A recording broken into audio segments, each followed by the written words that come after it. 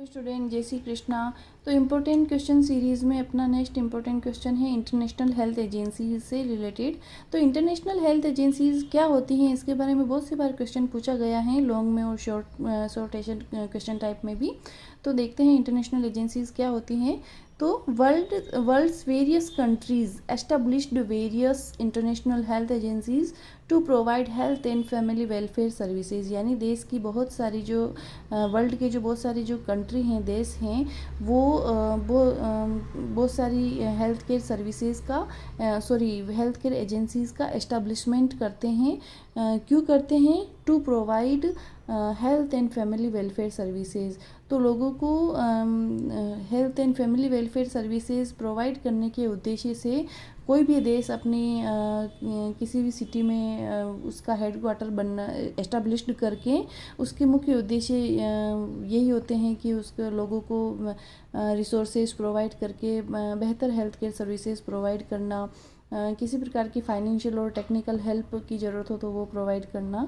तो ये सभी ये इसलिए प्रोवाइड की जाती हैं। ये एजेंसीज़ अपने मेंबर कंट्रीज़ को टेक्निकल एंड फाइनेंशियल हेल्प भी प्रोवाइड करती हैं, जिसमें ये रिसोर्सेज भी प्रोवाइड करती हैं ताकि वे लोगों के हेल्थ स्टेटस को इम्प्रूव रख सकें। ये एजेंसीज़ इमरजेंसी कंडीशंस जैसे कि pandemic, earthquake, Femina, natural disaster, flood जैसे कंडीशंस में ह्यूमन वेलफेयर जैसे इम्पोर्टेंट वर्क भी करती हैं। जैसे कि कोई भी नेचुरल डिजास्टर हो जाए जैसी कंडीशंस हो जाती हैं, अर्थक्वेक हो गया है, जैसे अभी रिसेंटली बहुत ही डेंजरस अर्थक्वेक हुआ था जिसमें सैकड़ों लोगों की जान गई थी। तो इन सभी कंडीशंस में ये अपने मेंबर कंट्रीज़ को काफ़ी हेल्प करती हैं। तो ये बहुत सारी होती हैं जैसे कि WHO हैं, UNFPA हैं, UNDP हैं, वर्ल्ड बैंक हैं, FAO है, डानिडा हैं, यूरोपियन कमीशन है, IRC हैं, यूसेड है, यूनेस्को है, ILO है, केयर हैं। तो ये the Colombo plan most important agency है। तो इस तरह से बहुत सारी एजेंसी हैं जो वेरियस कंट्री को वर्ल्ड की वेरियस कंट्री को बहुत सारी हेल्थ केयर सर्विसेज प्रोवाइड करने में हेल्प करते हैं, उन्हें रिसोर्सेज अवेलेबल करवाते हैं, उन्हें technical help, financial help provide करते हैं। तो आइए देखते हैं इनको एक एक करके। तो इंटरनेशनल एजेंसीज़ की बात हो और हेल्थ सेक्टर में बात हो तो सबसे पहले इम्पोर्टेंट एजेंसीज़ की बात की जा सकती हैं WHO की। WHO एक इंटरनेशनल एजेंसी है जो globally international public health services से रिलेटेड है। किससे हैं ये? इंटरनेशनल पब्लिक हेल्थ से रिलेटेड है।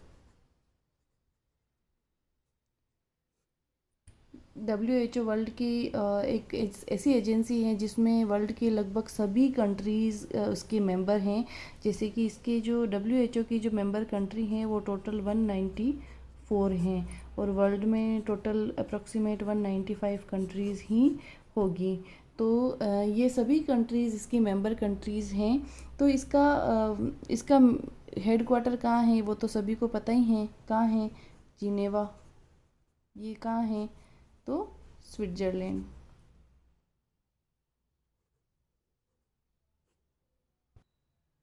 इसकी स्थापना कब हुई थी तो सभी को पता है, इसकी स्थापना कब हुई थी? 7 अप्रैल 1948 को। इसे किस रूप इसके एस्टेब्लिशमेंट डे को हम वर्ल्ड हेल्थ डे के रूप में भी सेलिब्रेट करते हैं।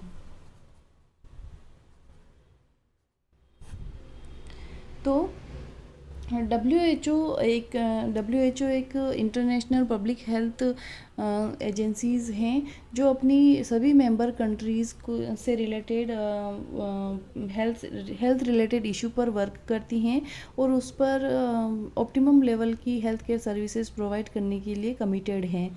तो ये अपनी हेल्थ केयर सर्विसेज या अपने फंक्शंस को किस तरह से सक्सेसफुली कंडक्ट कर पाती हैं, तो इसकी एक सबसे सुप्रीम बॉडी है वर्ल्ड हेल्थ असेंबली।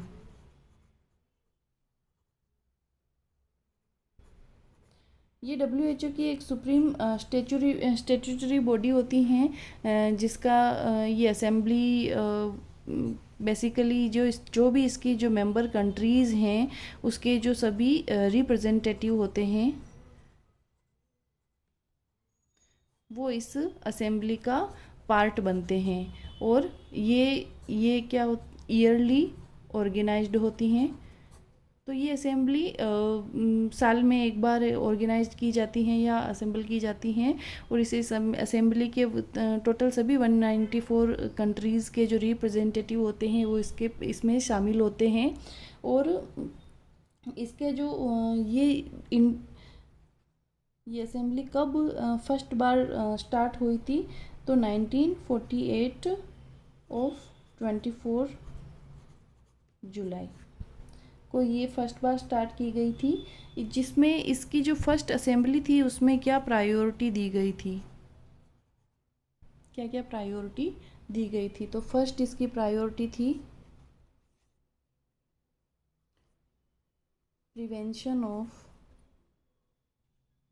तो जो फर्स्ट जो वर्ल्ड हेल्थ असेंबली ऑर्गेनाइज्ड हुई थी 1948 ऑफ 24 जुलाई में, तब जो ये इसके सभी जो मेंबर कंट्रीज़ के जो लीडर्स थे जो इनको रिप्रेजेंट कर रहे थे हर एक कंट्री को, वो भी उसमें उन्होंने भी उसमें पार्टिसिपेट किया था। तो इस असेंबली का मेजर प्रायोरिटी पॉइंट्स क्या थे, तो इसके फर्स्ट प्रायोरिटी थी prevention of TB, malaria and STD diseases. Second, to promote maternal and child health. तो आप सभी को पता है कि अपन ने जब नेशनल हेल्थ प्रोग्राम्स देखे थे, तब जो नेशनल हेल्थ प्रोग्राम थे वो भी इन्हीं पर ही बेस्ड थे। यानी कि उस समय जब 1948 की बात करें तो उस समय कम्युनिकेबल डिजीज़ से related, maternal mortality, infant mortality rate, ये सभी एक मेजर हेल्थ इशू सिम्स हो रहे थे। तो उससे रिलेटेड इन सभी हेल्थ इश्यूज से पर वर्क किया गया था। और वर्ल्ड हेल्थ असेंबली में भी इन्हीं पॉइंट्स पर प्रायोरिटी दी गई थी। तो ये आपको इजीली याद रह सकते हैं कि prevention of TB, malaria and STD diseases, to promote maternal and child health services, environmental hygiene, because communicable disease environmental hygiene maintain नहीं रखने से ही होती हैं। इम्प्रूवमेंट इन न्यूट्रिशनल लेवल, उस समय बहुत ज़्यादा न्यूट्रिशनल डेफिशिएंसी डिसऑर्डर्स भी निकल हो रहे थे लोगों में, तो उस पर भी जोर दिया गया था। तो इस तरह से कुछ ये 4 मेजर पॉइंट थे जो इस वर्ल्ड हेल्थ असेंबली में प्रायोरिटी टॉपिक थे। फिर WHO की बात करें कि और WHO ने टाइमली क्या क्या अचीवमेंट और क्या क्या कैंपेन स्टार्ट किए थे। तो 1974 में WHO ने EPI expanded program on immunization start किया था। यानी कि ये तो आपके लिए एक अनदर क्वेश्चंस को भी प्रिपेयर कर रहा है कि एक्सपैंडेड प्रोग्राम ऑन इम्यूनाइजेशन कब स्टार्ट हुआ था, तो 1974 में। किसने किया था, तो WHO ने। तो ये एक्सपैंडेड प्रोग्राम ऑन इम्यूनाइजेशन किस पे था, 6 किलर डिजीज़। ये 6 किलर डिजीज़ आपको सबको वैसे पता है, मुझे पता है। ये diphtheria, pertussis, tetanus, polio, measles and tuberculosis. तो ये पर्टिकुलर ये 6 डिजीज़ उस समय मेजर हेल्थ इशू बन के उभर रहे थे। तो इस पर इन्होंने एक्सपैंडेड इम्यूनाइजेशन प्रोग्राम स्टार्ट किया। फिर 1980 में WHO के एफर्ट्स की वजह से स्मॉल पॉक्स को वर्ल्डली इराडिकेट कर दिया गया था। यानी वर्ल्ड से स्मॉल पॉक्स कम्प्लीटली इराडिकेट हो चुका था। 1977 में WHO ने एक प्रस्तावना रखी थी health for all by 2000 AD। यानी कि WHO की इस प्रस्तावना का मुख्य उद्देश्य यही था कि 2000 तक लोगों को वो ऑप्टिमम के हेल्थ केयर सर्विसेज प्रोवाइड करनी है, जिसकी वजह से वो सोशली और इकोनॉमिकली एक इफ़ेक्टिव और बेहतर लाइफ स्पेंड करने में हेल्पफुल हो सके। तो इस प्रस्तावना को WHO ने 1981 में एक्सेप्ट किया था। और इसका जो मेजर डेफिनेशन यही थी कि socially economically improve bye optimum health status. तो लोगों का हेल्थ स्टेटस इस तरह से ऑप्टिमम लेवल पर रखना है ताकि वो अपने आप को सोशली और इकोनॉमिकली इम्प्रूव्ड रख सके और अपनी लाइफ को सोशली और इकोनॉमिकली इम्प्रूव्ड स्पेंड कर सके। इसके बाद WHO ने 1986 में स्टार्ट किया था global prevention and control program on HIV and AIDS. इसके बाद WHO ने 1988 में स्ट्रेटजी प्रिपेयर करी थी पोलियो इराडिकेशन प्रोग्राम से रिलेटेड। फिर उसके बाद इन सभी के बाद ये जो 1948 से लेकर 1998 तक अगर WHO की जर्नी को इवाल्यूएट किया जाए तो क्या क्या अचीवमेंट WHO ने अचीव कर लिए थे। तो 1998 तक WHO ने अचीव कर लिया था कि eradication of chicken pox, infant mortality rate को रिड्यूस कर दिया था। इंक्रीज लाइफ एक्सपेक्टेंसी, लोगों की उस समय लाइफ एक्सपेक्टेंसी रेट बहुत ज़्यादा कम थी, 35, 40, 45, 50 यही थी, जिसे बढ़ाकर WHO ने 60-65 ला दी थी। पोलियो केसेस को रिड्यूस किया और उन्होंने WHO ने 2000 में स्टॉप TB पार्टनरशिप प्रोग्राम भी स्टार्ट किया था। तो ये तो कुछ 1998 या 2000 तक WHO के कुछ स्पेशल इवेंट्स थे। इसके अलावा भी WHO कंटिन्यूसली अपनी सभी 194 कंट्रीज़ को के साथ कनेक्टेड हैं और उन सभी मेजर हेल्थ इश्यूज़ को सॉर्ट आउट करने में हेल्पफुल रहते हैं। जो मोस्ट एक्सेप्टेबल जो हेल्थ की डेफिनेशन है वो भी WHO ने दी ही थी। क्या दी थी वो आपको याद ही होगी, याद दिला दूँ? Health is not merely absence of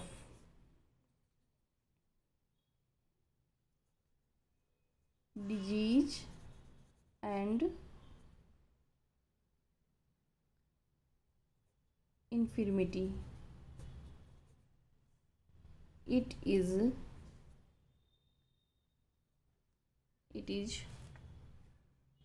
a state of complete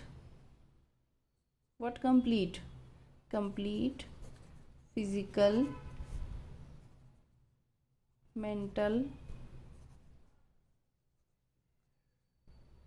social well-being।